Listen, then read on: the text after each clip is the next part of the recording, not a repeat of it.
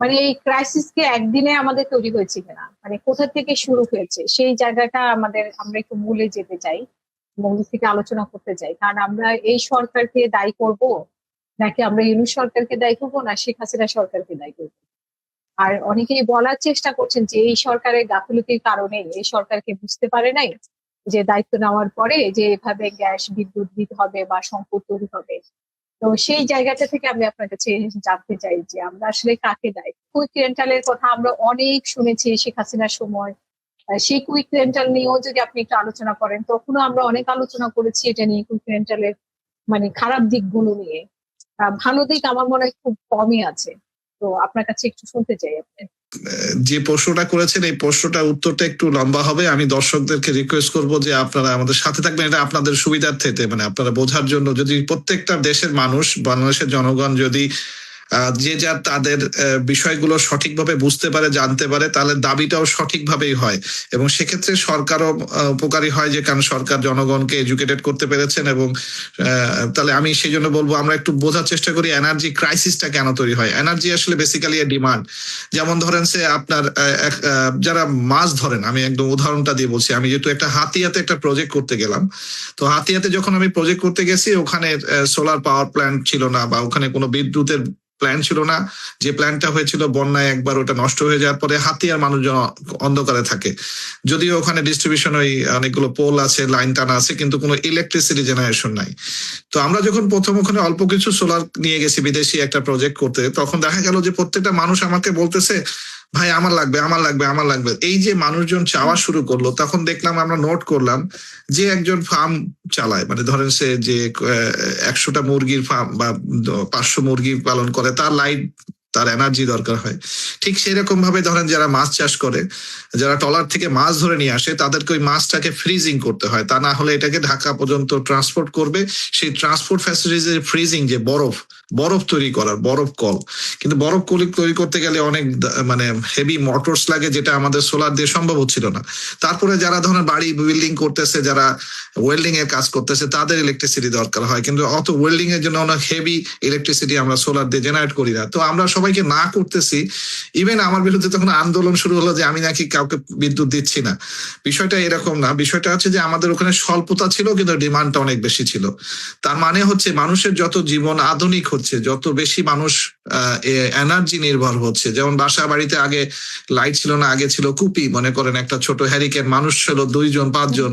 এখন মানুষ হয়ে গেছে, এখন বিল্ডিং হয়েছে, একটা বিল্ডিং এ 20টা 25টা করে ফ্ল্যাটের মধ্যে এয়ার কন্ডিশনের সাথে সাথে ইলেকট্রিক মোটরের বিভিন্ন জিনিসপত্র, এইগুলো চলতে চলতে মানুষের এনার্জির ডিমান্ডটা বেড়ে গেছে।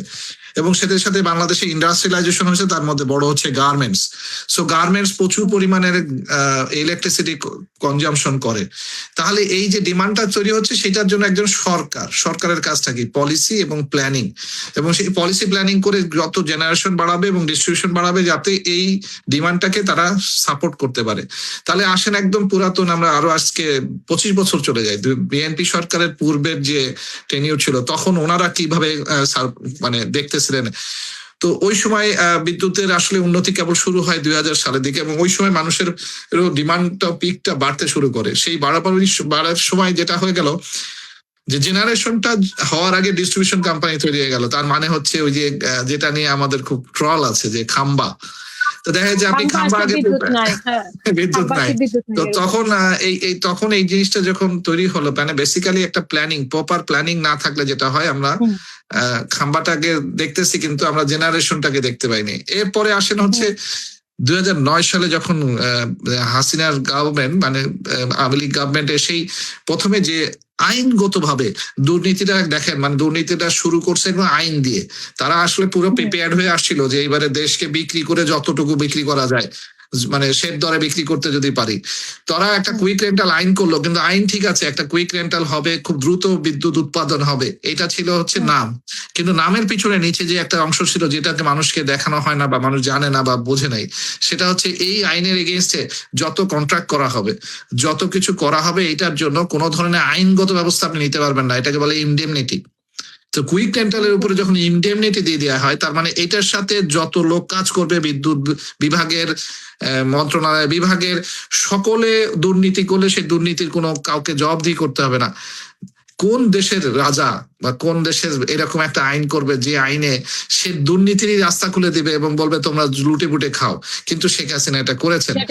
সেটার কোনো বিচার করা যাবে না, বিচার পাওয়া যায় না। তাহলে দেখেন এখন কুইক রেন্টালের থেকে যদি আমি শুরু করি, 2009 সাল থেকে আমি আপনার আরেকটা টক শোতে আমি বিস্তারিত বলেছিলাম, যেহেতু আমি এই 2024 সালের জুলাই পরবর্তীতে বাংলাদেশের দুদকের সাথে কাজ করেছি এবং আমি দুদকের হয়ে 2009 থেকে 2025 পর্যন্ত যতগুলো বিদ্যুৎ উৎপাদন কেন্দ্র হয়েছে, যতগুলো ডিস্ট্রিবিউশন হয়েছে, যত কন্ট্রাক্ট হয়েছে, সেই কন্ট্রাক্ট অ্যানালাইসিস করতেছিলাম, যত পেমেন্ট হয়েছে, এবং সেইগুলোকে যখন আমি ওই তথ্যগুলো বিপিডিবি থেকে নিয়ে আসি এবং ধরেন আরো 5টা জেনারেশন কোম্পানি, যেমন ধরেন সে আশুগঞ্জ পাওয়ার প্ল্যান্ট, তারপরে এজিসিবি বলে একটা পাওয়ার প্ল্যান্ট আছে, নর্থ ওয়েস্ট পাওয়ার জেনারেশন আছে, 5টা পাওয়ার জেনারেশন কোম্পানি আছে, এদের যখন সকল তথ্য নিয়ে আসলাম, ভয়াবহ রকমের তথ্য আছে। মানে চুরি তো শুধুমাত্র পুকুর চুরি হয় না, সমুদ্র চুরি হয়েছে। যেমন ধরেন একটা খুব কমনলি একটা প্ল্যাটফর্ম নাম আছে, সেটা হচ্ছে ক্যাপাসিটি পেমেন্টের নামে যে টাকাগুলো নিয়ে আছে। ক্যাপাসিটি পেমেন্টটা শুধু না, আমাদেরকে বুঝতে হবে আসলে এই যে এনার্জির ডিমান্ডটাকে তারা যে দেখালো, ওই সময় যে ডিমান্ডটা ছিল সেই অনুযায়ী পাওয়ার প্ল্যান্ট হবে, এইখানেও তারা একটা বড় রকমের চুরি করা শুরু করলো। মানে চুরিতে করতে হয়েছে কি, যখন দেখেন ওই যে বাসার দারোয়ানও যদি দেখে যে মালিক একটা মানে অবৈধ লোক, মালিক ওই যে অবৈধভাবে টাকা পয়সা বা চুরি করা অর্থ বা ইয়ে নিয়ে এসে রাখে, তাহলে দারোয়ানও একদিন একটা চুরি করার চিন্তা করে। তার মানে হচ্ছে কারাপশনটা হচ্ছে একটার সাথে একটা লিঙ্কড। মানে আপনি ওই কাউকে মানে এটা আপনি যেমন এই জন্যই তো আসলে ধর্ম আমাদেরকে কি বলে, মানে নীতি পালন করতে, মানে মানুষের নীতি পরিবর্তন। তা আমাদের জাতিগতভাবে নীতি নষ্ট করার জন্য পলিসি করে শেখ হাসিনা লাগছিলেন, এবং আমি এই কারণে সবসময় দোষারোপ করি আসলে শুধু শেখ হাসিনা বা আওয়ামী লীগকে নয়, আমি দোষারোপ করি হচ্ছে বাংলাদেশের উপরে একটা ভূত চেপে আছে, সেটা হচ্ছে ভারত। এবং এই ভারতে এই পলিসি গুলো গাইডলাইন গুলো দিয়ে করানো হয়, এবং যার ফলে বাংলাদেশের পুরো পাওয়ার সেক্টরটা, এনার্জি সেক্টরটা ভেঙে পড়ে, যেটার কারণে আপনি যে প্রশ্নটা করছিলেন আমাকে। তো ধরেন সে বিএনপি সরকারের আমলে জেনারেশনের ওইদিকে নজর দেওয়া হয় না, ডিস্ট্রিবিউশনে নজর দেওয়া আছে, এরপরে তারা জেনারেশনে নজর দিল, কুইক রেন্টাল নিয়ে আসলো। তাহলে এই জেনারেশনটা গেল কোথায়? মানে what is the problem happen? তাহলে এটা দিয়ে ডিমান্ডটা ফুল আপ হলো না কেন? মানুষ কেন খুশি থাকতেছে না? এটার বিষয়টা দেখেন, কুইক রেন্টালে যখন কন্ট্রাক্ট করা হচ্ছে, সেই কন্ট্রাক্টটা আমরা একটা ইকোনমিক্যাল অ্যানালাইসিস করি, যখন মানে টাকার অংশে, মানে আমি কি 2009 থেকেই শুরু হয়েছে, মানে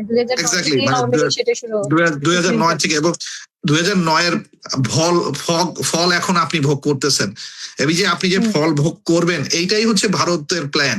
এবং আপনি যে কন্টিনিউয়াসলি মানে এই প্রবলেমে থাকবেন এবং এই প্রবলেমের কারণে তাদের উপর নির্ভরশীল থাকবেন।